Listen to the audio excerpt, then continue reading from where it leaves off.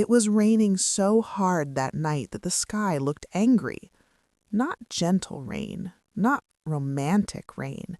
This was the kind of storm that erased streetlights, drowned sound, and made the world feel like it was pushing you away on purpose. I was 15 years old, barefoot, holding a torn backpack with one broken strap. And the woman standing in the doorway, dry, warm, furious, pointed at the darkness and said the words that would change everything. Get out. No hesitation, no doubt, no mercy. She didn't know that those 2 words would follow her for the rest of her life. I wasn't always unwanted. Once I was the quiet kid who did homework at the kitchen table while dinner cooked. The kid who folded laundry without being asked. The kid who believed that if you behaved well enough, loved hard enough, stayed invisible enough, you'd be safe. That belief died the night she chose a lie over me. Her name was Marissa. To the world, she was generous, polished, the kind of woman teachers trusted and neighbors admired. To me, she was my stepmother, and she hated me in a way that smiled. My father married Marissa when I was 12. My real mother had died 2 years earlier. Sudden illness, fast goodbye, unfinished promises. Grief turned my father hollow. Marissa stepped into that emptiness like she'd been rehearsing for it. At first, she tried. Packed lunches, forced compliments, public affection. But behind closed doors, the air shifted. I became a reminder of the woman who came before her, of a life she hadn't chosen but inherited. She never yelled. She didn't have to. She specialized in small cuts. You eat too much. You walk too loud. Your mother spoiled you. By 15, I had learned the rules. Don't argue. Don't cry. Don't tell your father. Because Marissa cried better than I ever could. The lie started small. A missing bracelet. Gold. Thin. Expensive. She stood in the living room holding it up between 2 fingers like evidence. "Do you recognize this?" she asked. I nodded. "You wear it all the time." Her eyes narrowed. "That's not what I asked." My stomach tightened. "I didn't take it," I said, already knowing the truth didn't matter. She sighed, slow, disappointed, practiced. "Your room will be searched." I laughed once, nervous. "You can check." That was my mistake. She found it under my mattress. I watched her pull it out like a magician revealing a final trick. My father stood frozen behind her. I started. Marissa gasped, hand to chest. "I defended you. I told myself you wouldn't steal from me." She turned to my father, tears ready on command. "I tried to love her like my own." My father looked at me, really looked, for the first time in weeks, and he didn't recognize me anymore. The argument exploded fast. Words overlapped. Truth drowned. Marissa said things I didn't know could be said about a child. Manipulative, damaged, just like her mother. That's when my father snapped. "Enough," he said, not to her, to me. "You will apologize, now." I felt something inside me crack open. "For what?" I whispered. The storm outside thundered, perfect timing. Marissa crossed her arms. "I don't feel safe with her here." Silence. Then my father said the words that haunt him to this day. "Maybe you should go stay somewhere else for a while." Marissa didn't wait. She opened the door, Rain rushed in, and she pointed. "Get out!" I stood there for 3 seconds, waiting for someone to stop her. No one did. So I stepped into the storm. The rain soaked me in seconds. Cold bit through my clothes.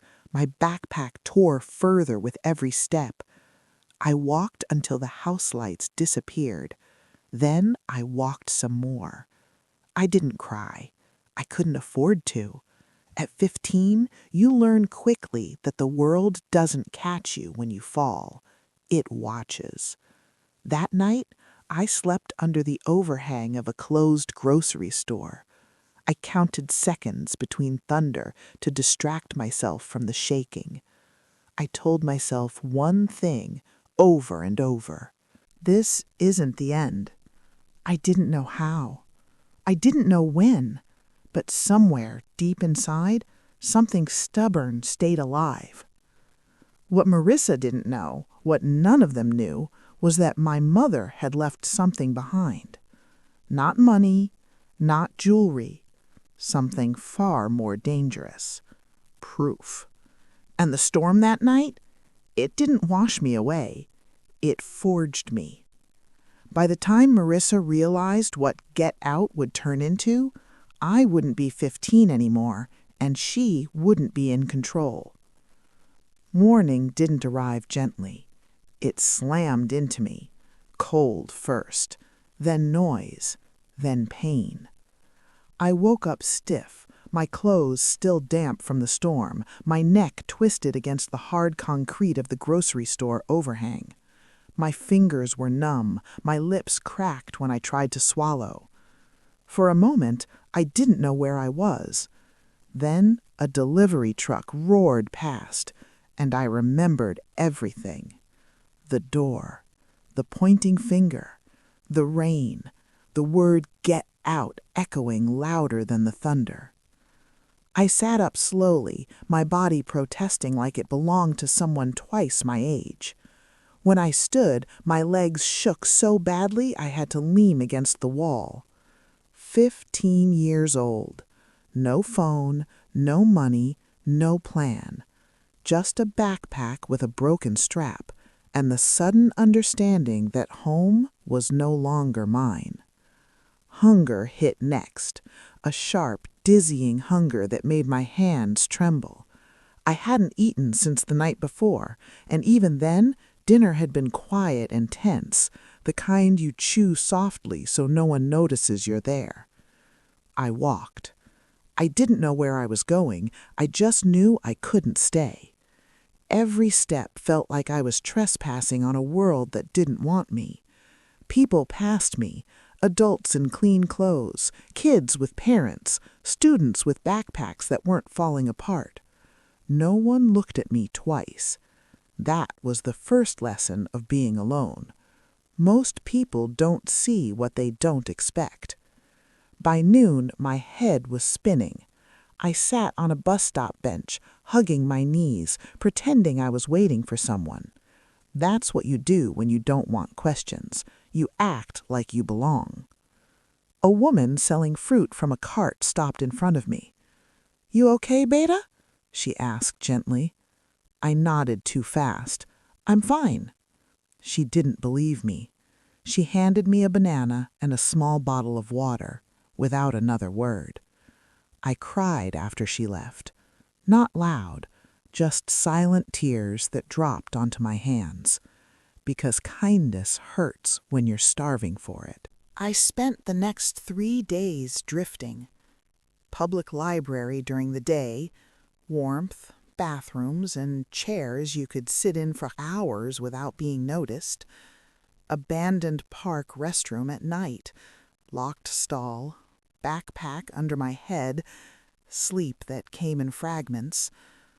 I washed my face in sinks. I brushed my teeth with my finger. I learned which security guards looked away and which didn't. And every night, when the lights went out, the same question pressed into my chest. Did my father even try to find me? The answer came on the 4th day. I was leaving the library when I saw them. My father's car, parked across the street. My heart leaped so violently I almost ran into traffic. I stepped forward, then I stopped. Marissa was in the passenger seat, laughing. Her hand rested on his arm like it belonged there. They weren't searching. They were shopping. The realization landed slow and brutal. They weren't missing me. They were moving on. I turned around and walked back inside before they could see me. That was the day something inside me went quiet. That night, I checked my backpack again. I don't know why. Habit, maybe, or desperation. At the bottom, under old notebooks and a hoodie that still smelled like home, was something I hadn't noticed before. A small, sealed envelope. My name was written on it, in my mother's handwriting. My hands shook so badly I had to sit down. I hadn't seen that handwriting in 2 years. I traced the letters with my finger like they might disappear. To my brave girl, open when you need me most. I laughed once, broken, hysterical. Figures, I whispered. Now. I tore it open. Inside were 3 things: a folded letter, a USB drive, a key, small, silver, old. My heart pounded so hard it hurt. The letter came first. If you're reading this, it means I'm not there to protect you anymore, and that breaks my heart because I wanted to be. But listen to me carefully, sweetheart. Some people don't hurt you loudly. They do it politely, quietly, with smiles. If you ever feel unsafe in your own home, it's not your fault. And you are not crazy. Tears blurred the words. She knew. I left proof behind, not because I expected the worst, but because I trusted my instincts.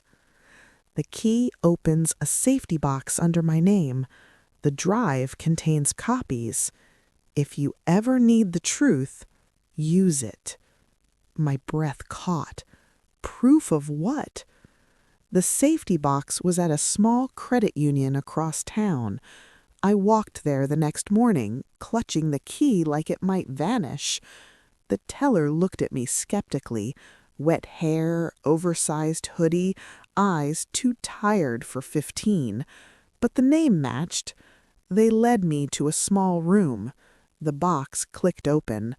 Inside was a thin folder, and my world cracked open. Documents, screenshots, printed emails, bank statements, legal notes, and photographs. Not of me, of Marissa. My mother had been collecting information quietly for years. Hidden transfers, accounts opened without my father's knowledge, money moving in patterns that didn't belong to household expenses. There were emails between Marissa and a man whose name I didn't recognize, discussing timing and control. And then there was the last page, a signed statement, unfinished, intent to revise will due to concerns of financial manipulation. My hands went cold. Marissa hadn't just hated me. She had been planning. The USB drive contained more. Audio recordings. Short, careful, dated. My mother's voice, calm but tense. I don't trust her. She's isolating him. If something happens to me... I stopped listening when my chest started to ache, because suddenly the lie about the bracelet made sense. It wasn't about theft. It was about removing me. That night, sitting alone in a shelter I'd finally been directed to, I made a decision. I wasn't going back. Not yet. I was going to grow, learn, wait. Because the truth is patient, and when it finally speaks, it doesn't whisper. Marissa thought she'd won. She thought she'd erased me with a storm and a lie. But she had no idea what my mother left me, and she had no idea that get out was the beginning, not the end. The shelter smelled like disinfectant and tired hope. Metal bunk beds lined the walls. Blankets were thin. Conversations stayed quiet, like everyone was afraid their pain might spill if they spoke too loudly. I stayed there 3 nights, just long enough to understand something important. This place wasn't an ending, it was a pause, and I didn't plan on staying paused forever. The woman who ran the shelter was named Elena. She noticed me because I never asked for anything. No seconds at dinner, no extra blanket, no complaints. That kind of quiet doesn't come from comfort. It comes from practice. On the 4th morning, she sat beside me while I ate cereal. "You're not like the others," she said gently. I didn't look up.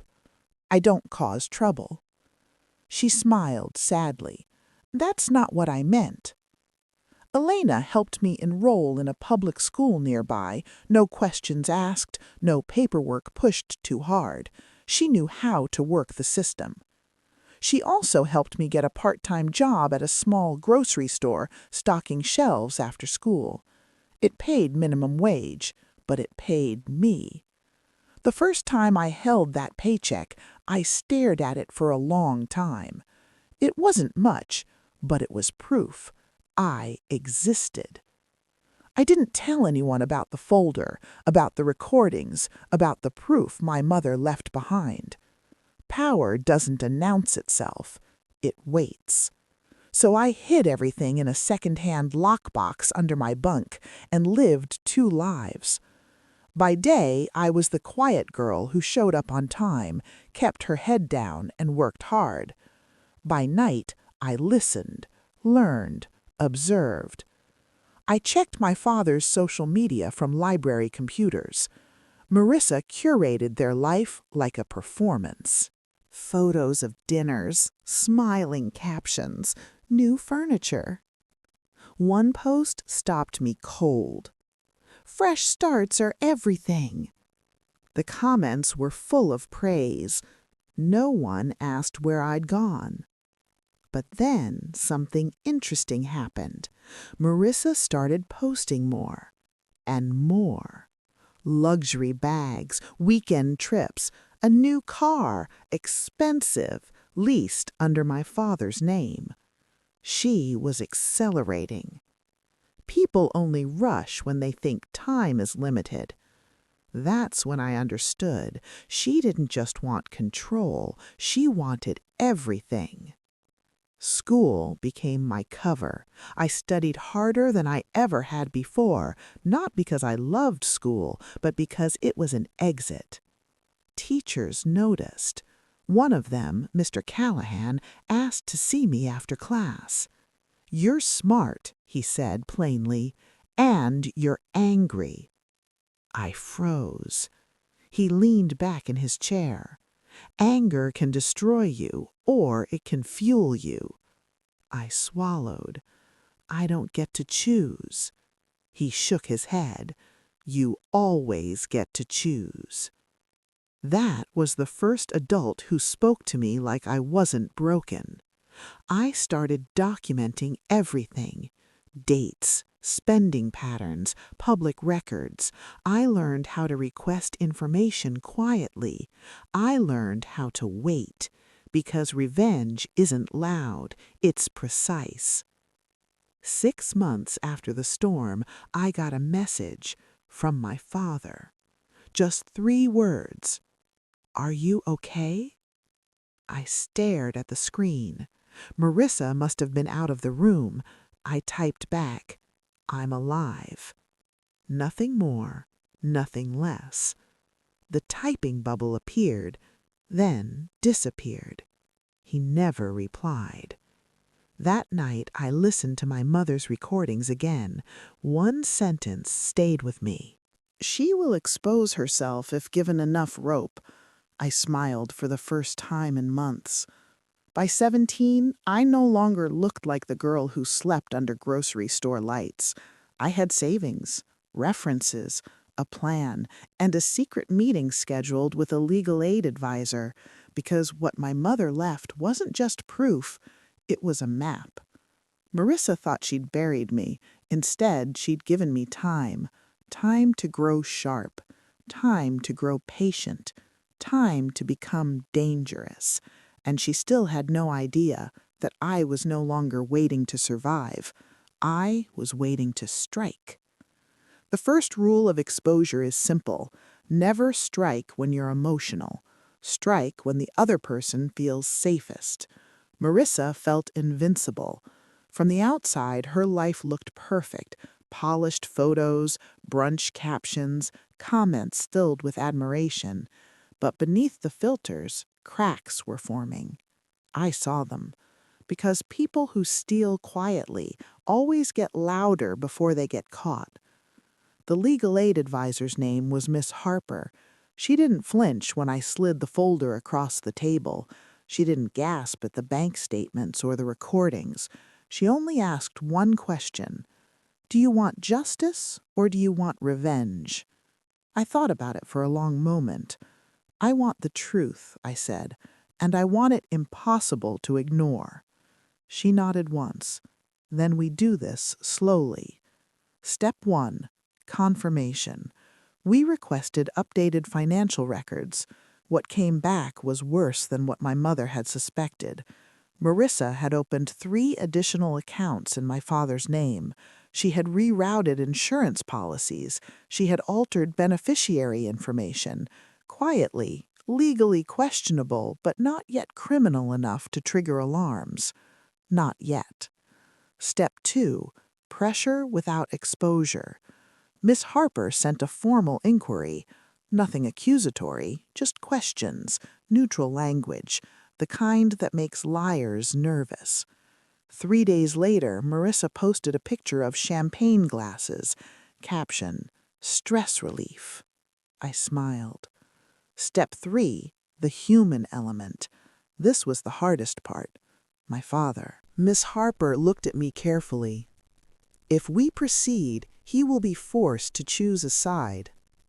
"I know," I said. "What if he chooses her?" I didn't answer right away. "Then he loses me twice." We arranged the meeting at a neutral location. Not home, not her territory.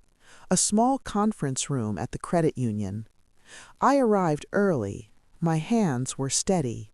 I was 17 now, taller, sharper, no longer a child waiting to be believed. When my father walked in, he didn't recognize me at first. Then he froze. Is it really you?" I nodded. "You let her throw me out," I said quietly. His face collapsed. "I didn't know." I held up my hand. "This isn't about that." Marissa arrived last. Designer coat, perfect makeup, confident smile, until she saw me. Her face flickered just for a second. Shock, then calculation.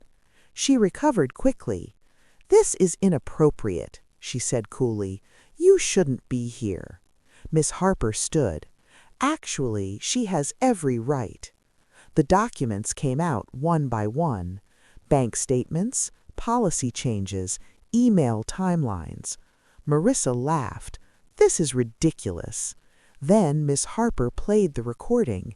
My mother's voice filled the room. Calm, afraid, certain. I don't trust her. The color drained from Marissa's face. My father stared at the table. His hands were shaking. Marissa reached for him. "Don't listen to this. She was paranoid, and her daughter is manipulating you now." I spoke. For the first time in years. You planted the bracelet, I said. Silence. You thought getting rid of me would make it easier to control everything else. Marissa's mouth opened. No sound came out. Miss Harper slid forward the final document. Intent to revise will, she said evenly, signed before her death. My father looked up. Why didn't I know about this? Marissa whispered, because she hated me. No, I said, because she saw you disappearing. Marissa stood abruptly. This meeting is over. Miss Harper smiled thinly. Not quite. She placed one last envelope on the table. A notice of investigation. Civil first, criminal next, depending on what else turned up. For the first time since I'd known her, Marissa looked afraid. Not angry, not superior. Afraid. As she walked out, she turned back to me. You think you've won? I met her eyes. No, I said softly. I think you've begun to lose. That night, my father called me, crying. I'm so sorry, he said. I failed you. I listened. Then I said the hardest truth of all. I know. Marissa went home that night thinking she still had time. She didn't know about the second file, the one my mother hid separately, the one that would make sure this couldn't be buried. And she had no idea that the storm she threw me into was finally about to reach her door. Exposure doesn't happen with shouting. It happens with documents, and once they're released, there's no taking them back. The investigation moved faster than Marissa expected, because liars always believe they have more time than they do. Miss Harper warned me early. When this goes public, people will pick sides. Some will doubt you, some will blame you. I nodded. I can live with that. I already had. The first domino fell quietly. Marissa's access to my father's accounts was temporarily suspended pending review. She told friends it was a bank error. The second domino was louder. A civil notice became a formal audit. Then a request for interviews. Then subpoenas. That's when the smiles stopped. I didn't announce anything. I didn't post. I let other people talk. And they did. Because when money stops flowing, loyalty follows. A local blogger picked up the story. Not my name, not at first, just prominent community figure under investigation for financial manipulation. The comments filled fast. Speculation, denial, defense. Marissa responded with a statement about false accusations and family conflict. She never mentioned me. She didn't have to. People were already asking. The bracelet story resurfaced. An old neighbor remembered hearing yelling that night. A teacher remembered me disappearing from school records. The narrative shifted from misunderstanding to pattern. My father gave a statement. He didn't defend her. He didn't defend me either. He said he was confused. That hurt more than I expected. But growth doesn't mean you stop feeling pain. It means you don't let it steer. Then came the call. Miss Harper's voice was calm. They found the transfers tied to her personal account, she said. Backdated, altered metadata. I closed my eyes. So it's real. It always was. Marissa was served at a charity luncheon, in public, in front of cameras. She didn't scream. She didn't cry. She smiled, tight and brittle, and walked out. That image went everywhere. The mask cracking. By the next morning, sponsors had pulled out, boards had accepted her resignation, friends stopped commenting, her online presence went silent. My phone buzzed. A message from Marissa. "You could have handled this privately." I stared at the screen, then typed back one sentence. "You made it public the night you threw me out." She never replied. The final recording was released to the investigator, the one my mother labeled "if needed." It was clear, specific, naming names, laying out intent. It ended with my mother's voice breaking just slightly. "If something happens to me, look at who benefits." After that, there was no more debate. Charges were prepared, civil suits followed. My father filed for separation. Too late, but necessary. I wasn't interviewed. I didn't want sympathy. I wanted closure. And closure doesn't come from headlines. It comes from watching the truth stand on its own. One night, months later, I walked past the house I'd been thrown out of. The lights were off, the garden neglected. "For sale" sign out front. I didn't stop. I didn't need to, because the girl who walked into the storm was gone, and the woman walking forward didn't need permission anymore. Marissa thought "get out" would erase me. Instead, it documented her. Justice doesn't arrive with fireworks. It arrives quietly, like a door closing behind you. The court documents finalized 6 months later. Civil liability confirmed, assets frozen, then redistributed, a settlement reached without trial because trials risk truth, and Marissa could no longer afford that. She didn't go to prison. Some people think that means she won. They're wrong. She lost the only thing she ever cared about: control. Her name disappeared from boards. Invitations stopped. The people who once called her brilliant suddenly couldn't remember her last name.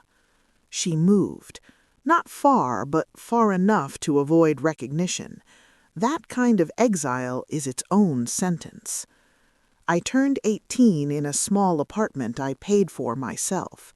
A cake from coworkers, a single candle, no speeches. I liked it that way. Elena came by that night. She hugged me longer than usual. "You did good," she said. I smiled. "I did honest." My father called a week later. We met at a quiet cafe. No lawyers, no documents, just two people who shared a past neither of us could rewrite. He looked older, smaller.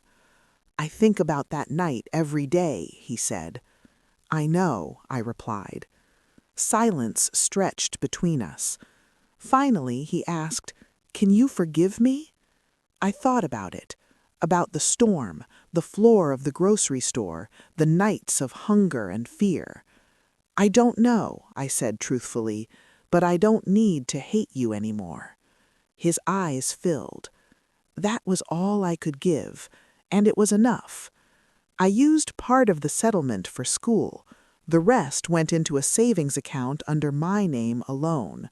No shared access, no hidden clauses. Freedom written in small print. Sometimes people ask me if I regret exposing her, if it was worth reopening everything. I always answer the same way. She chose the lie. I chose the truth. Only one of those survives the light. On the anniversary of the storm, I went back to that street. It was quiet, no rain.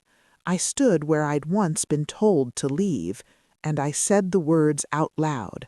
Not to her, but to myself. I'm home. Because the real revenge wasn't what happened to Marissa. It was what happened to me. I didn't break. I didn't disappear. I became someone no storm could remove. She said, "Get out." She never realized I was walking toward my life.